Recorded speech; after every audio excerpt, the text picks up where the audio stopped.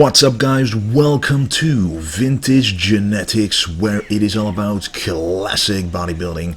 And today is a special day because I'm working out with IFBB Pro Michael Muzo, and he won his pro card recently, actually during the Olympia Amateur in San Marino. He got first place, he did the heaviest weight class, and he won the overall, of course, granting him the pro card. And look at him bench pressing right there.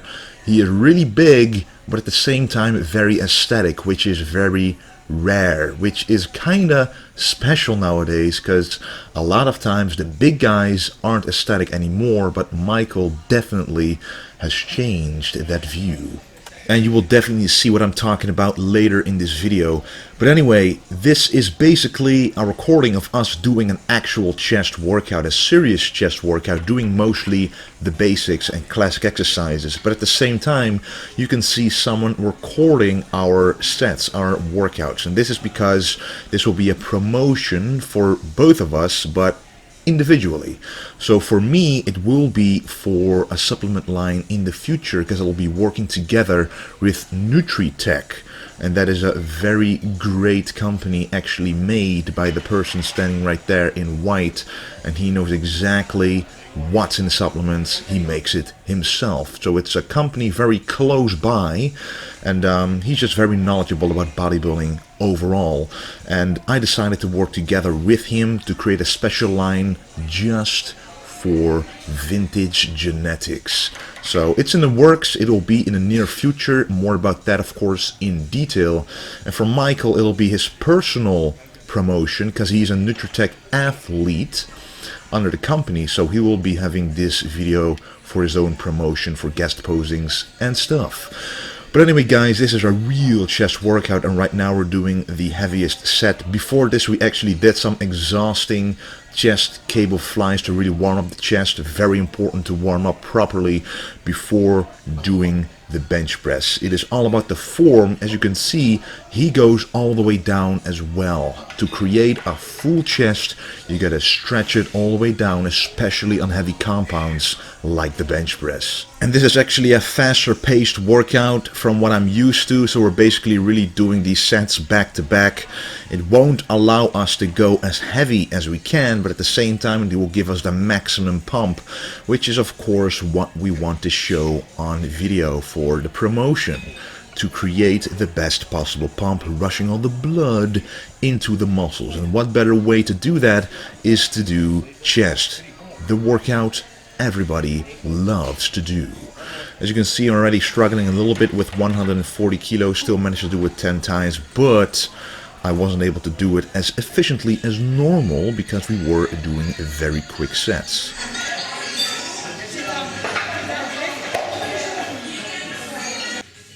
And then we move on to the incline chest press, and this exercise on this particular machine is actually pretty difficult to do. Even the weight that we're doing right here, 30 kilos per arm, is actually already feeling quite heavy to start with. We are properly warmed up though, so that shouldn't be a problem. But this exercise is difficult to do, and that's for one reason: you get a very good stretch and a very good contraction. And you want to make it as hard as possible for you to move the weight if you're able to contract chest to the maximum, because that's how you get a full striated chest. A lot of guys, you know, I've seen Jay Cutler do chest presses, he does it very differently, but at the same time, of course, he's very big, he's very talented, he won the Mr. Olympia, but you can see when you look at his chest that the striations aren't as deep. And in my opinion, you create those deep striations by literally carving them, by contracting as hard as possible. Year after year, if you practice this way of training, you will see the difference between someone who doesn't do that and someone who does.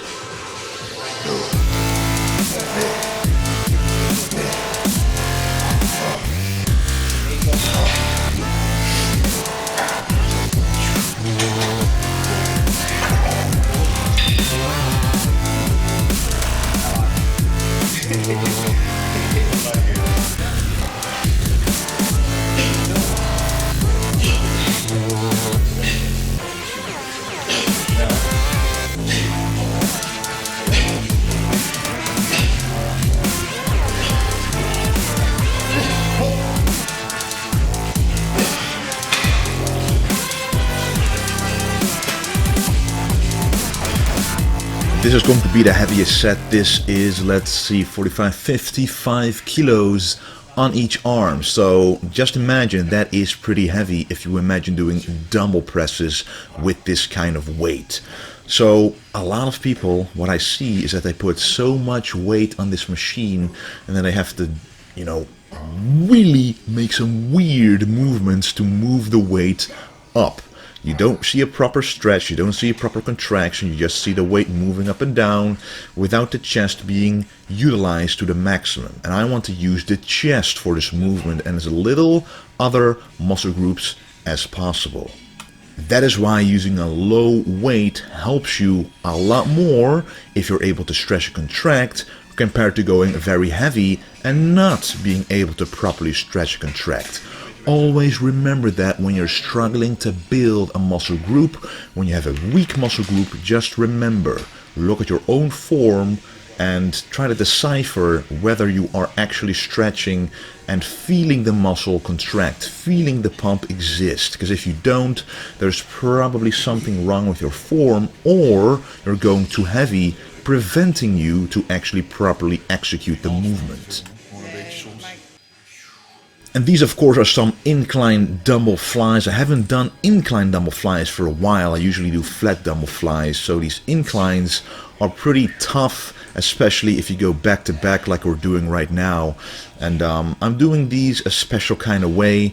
Normally I wouldn't go all the way up, but this time I'm forcing myself to contract the chest at the top, of course, because that has to be recorded and it just looks better overall. But usually these dumbbell flies are most effective when you leave them stretching at the very bottom and basically skip the very top part because the tension there disappears. Of course you can use the mind-muscle connection and your own contraction to still contract that chest, but there's no real resistance or weight pushing your chest outwards again.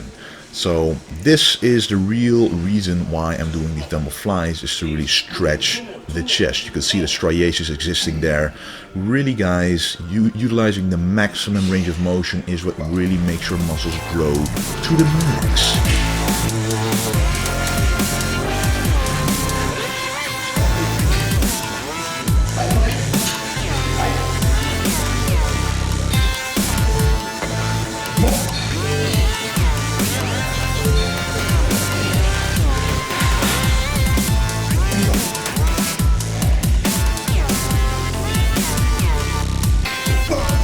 This will be the heaviest set. It's only 20 kilos each.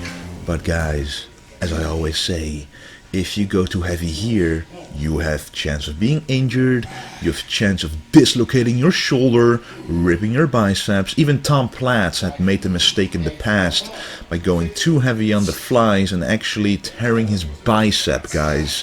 Because if you go too heavy, other muscle groups will assist in trying to do the movement. You always got to remember that when you go too heavy too quickly. So don't go heavy if you don't have to. Only on compound exercises that you're really confident in and where you can actually feel the muscle work.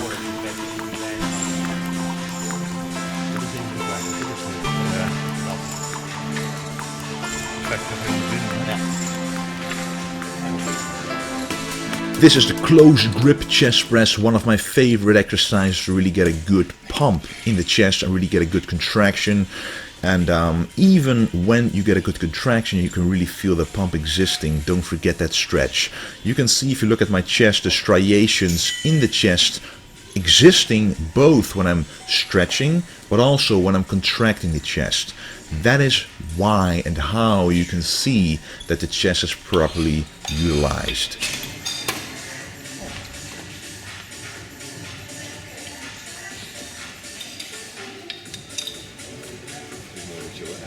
Ja, ik vind buitenlicht vind ik het allermooist. And now will be made clear why Michael Muzo is actually a rare specimen of a bodybuilder, and that is only positive, because look at his waist, it is small, yet he is a very massive bodybuilder.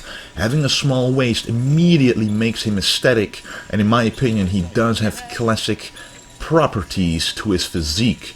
which really is something special. You barely see that nowadays with people growing very fast into their physique and actually creating that distended waist that Michael Muzo doesn't have at all, which again is a very rare occurrence indeed. And check out his Instagram, Muzo1986, if you want to check him out and help him along getting more popular in the bodybuilding scene. So the day that this was filmed was actually a medium day of carbs. My low days are about 250 grams, my high days are around the 600 gram mark of carbs, and my medium day, which is today, was about 450. But I usually only have low and medium days and only high days when I really need it, and I had one about a week ago and it really changed my energy levels still to this day, so that really helped me get more energized and get more full.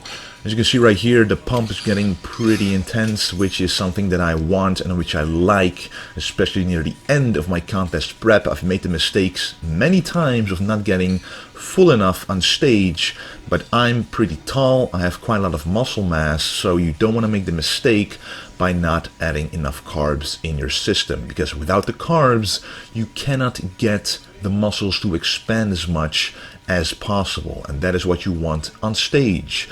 A lot of people think that with too many carbs and water you will look softer, but actually the muscle will absorb the carbohydrates in the form of muscle glycogen along with water, making the muscle bigger, pushing it against the skin, making you look more conditioned.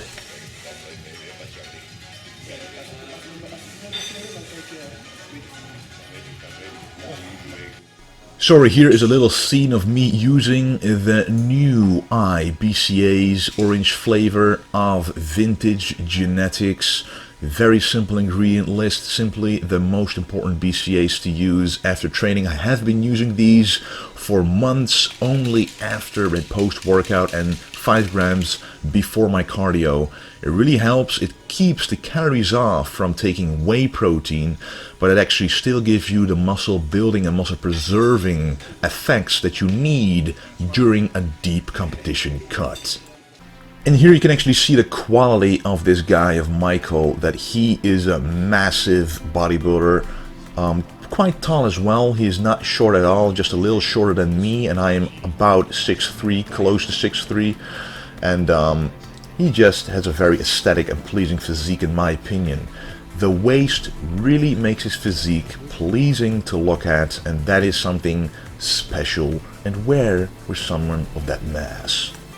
And here we are taking some pictures for my own Nutritech supplement line that actually has a label of Vintage Genetics on it, so it's a very special feeling to actually be in the beginning stages of promoting your own line. I'm really looking forward to this collaboration and see what comes out of it. And I have been using this in my oatmeal every single day, and it hasn't gotten boring at all. I think it is important to actually know the very thing that you're going to promote. And the only reason why I would promote anything is because I believe in it. So anyway, I'm doing some poses right here, really curious how it will come out on a professional video camera. But I have to say I'm pretty pleased with the package right now, keeping it classic, and I definitely gained some pounds, some kilograms over the last couple of months, especially during the lean bulk, and it's always a very nice thing to see what is left after having bulked for a few months. So this lean bulk was definitely a success, still able to hit all these classic poses and while being a little bigger than before. So anyway guys, I want to thank you for watching, and don't forget to stay golden.